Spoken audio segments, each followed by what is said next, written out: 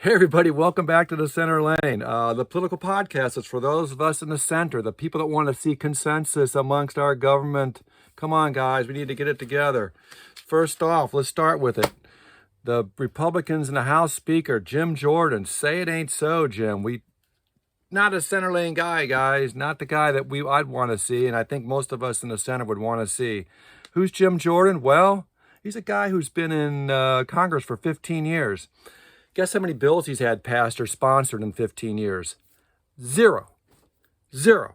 Here's a guy he is so radical, he likes to destroy, he doesn't like to build. So how the heck, Jim Jordan, are you going to be the Speaker for the House?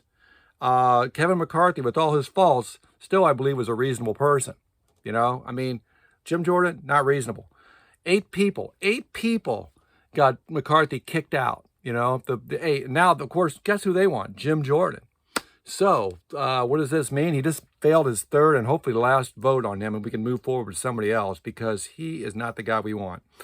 Again, not only is he a chaos provider instead of a consensus maker, which, is everything that the center lane is against, we want some people to get together. Come on, man, you got to be reasonable, right?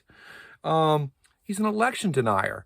He still, to this day, won't say that Trump won or lost. Excuse me. Sorry, Freudian slip. No, it wasn't. It was Trump. You lost. You lost, buddy. Okay. He will not to this day admit to that. A couple of the Republicans I saw in interviews say, look, if the guy would just say, you know what, Trump lost. He can run again. Maybe he'll win. Maybe he'll lose, whatever. But you need to admit that to people. You won't do it. That's a big problem. He was subpoenaed to testify for all the stuff that went on January 6th.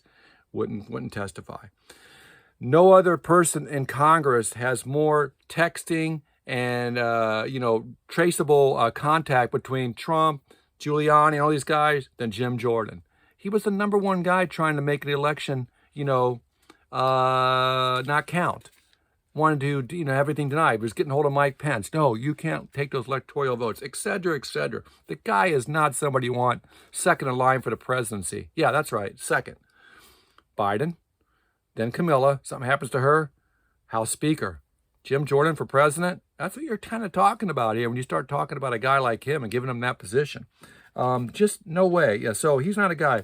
One thing that's kind of scary to me is the fact is most Republicans, I believe, agree with me, but he still got 200 votes.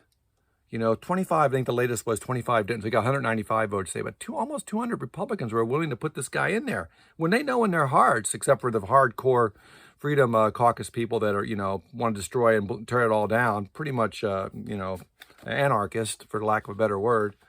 Most of those other Republicans do it just out of fear. They don't want to be primaried because, Trump and company have said, hey, you go against Jim Jordan, I'm going to put one of my guys and I'm going to put my blessing on him to run against you. So now you're out of a job. So a lot of self-serving people there, but I think they need to look in the mirror. Listen, man, it's not worth it. Don't do it, okay? We got our problems in the U.S., but we ain't nowhere near where this guy would want to take us. We would get nothing done, and nothing's getting done anyways. So that's him. Saw a real interesting interview on C-SPAN with Mitt Romney, who I like. I told you I voted for him in 12. Where he said one of the reasons that he brought up a really good point about the information that's going out there and getting to people nowadays. A lot of people are getting their information from places like this, even me, I'm sorry, but I guess I'm part of the problem in a way because I don't have a whole army of fact checkers every time I say something. So don't take everything I say verbatim. Look for yourself. Think for yourself. But he made mention of back in the day when newspapers put out articles and information, they had a team of fact checkers and it went to print. It was a big deal because papers had their reputations on the line. Nowadays, it's instant hits. You can put out a bad piece of information and a million hits can get on it before somebody could even take it down. Now it's spreading like wildfire. So he brought that as a point, and also one of the reasons he was a little frustrated with Congress in general, was the House in particular, is because there's so many people there for performance art. They just want to get the clicks. They want to be famous. They don't do anything. Marjorie Taylor Greene, how many bills has she brought up and gotten passed? AOC, I don't believe she has either. There's a lot. These guys, they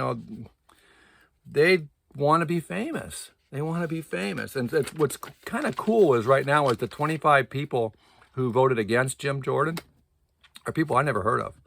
So these are people that actually have a conscience, and they're in more purple districts, so they're a little concerned about if they back Jim Jordan, that could be used against them in areas where Biden won, but a Republican got the Democratic seat, kind of flipped it. So they're concerned. There's some self-servingness there, but what I've been hearing them saying the right things. It's like, this is not the guy.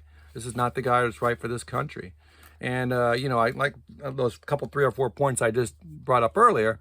The reason why is A, B, and C. I mean, election denier, 15 years, never brought a bill that's passed.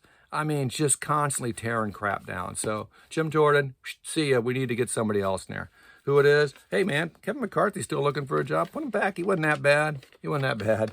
He wasn't. He screwed up because when those 15 rounds where it took him to get elected as House Speaker, he gave up way too much to these hardcore rights, like letting one person call a vote and just, you don't get the simple majority, then you're out. So he got booted. I mean, he kind of he did it to himself in a sort of a weird way.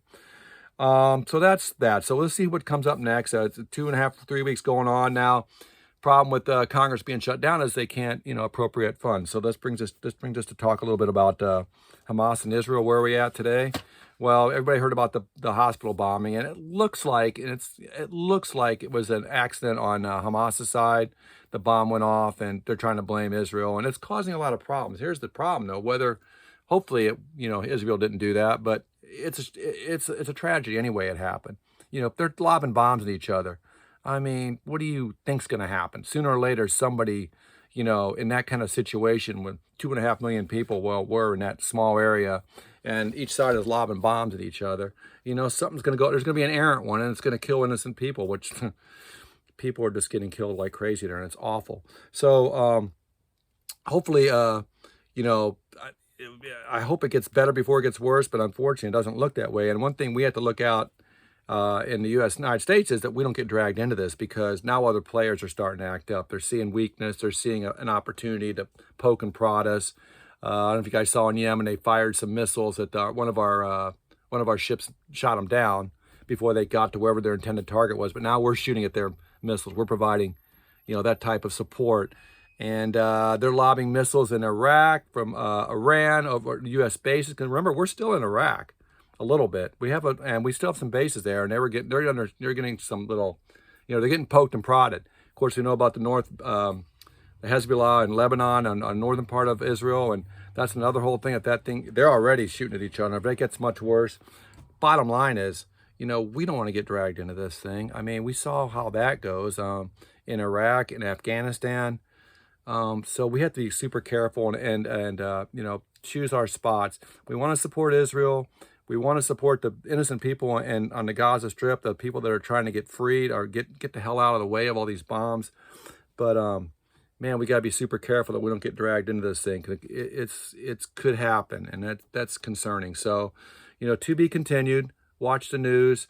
Biden had a pretty good statement last night. I heard some people, there's some comments. Oh, he looks old. He can't see. But I'll tell you what, he does sound older, and he does. But when he talks, I feel like he has a good grasp on what's going on. Whereas when I hear Trump talk about stuff, he's just, he's like, I used to have a doll. A Mr. Ed doll when I was a kid. I don't know who Mr. Ed was. He was a talking horse, right? And I used to have this doll. I put my pajamas in when I was a little kid. There you go, sharing with you. And he used to pull the string. And it would say like 5 or 6 different things. The little talking head. He'd go, oh, Wilbur, or oh, horse feathers. He'd have like 4 or 5 things that he would say. And that was all he'd ever say because, he's a toy. And he's pull a string, he listen to talk. I almost feel like that's what Trump is. You pull a string, he says the same stuff.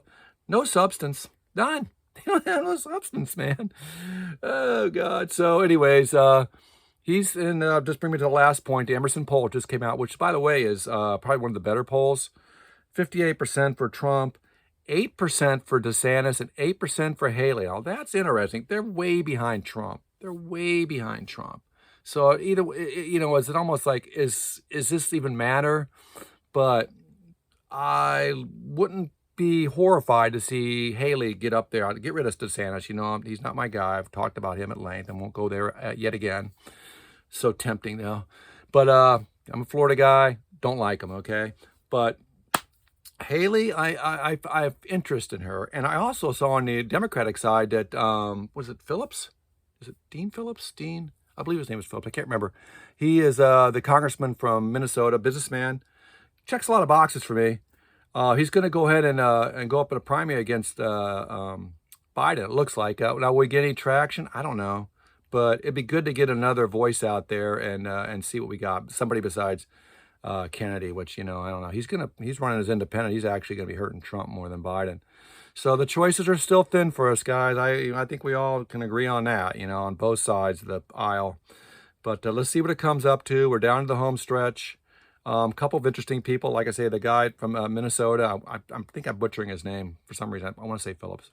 And then, of course, Nikki Haley, who I think is drawing some interest, and she seems to be moderating her stances on some things. And she's smart, and she's an accountant. I like that. So some interesting stuff coming. Pray for the people over there in Israel and in Gaza and if they can somehow, have a aha moment where peace happens. That would be so great, right? And I hope you all the best. And thank you very much for tuning in, and we'll see you next week.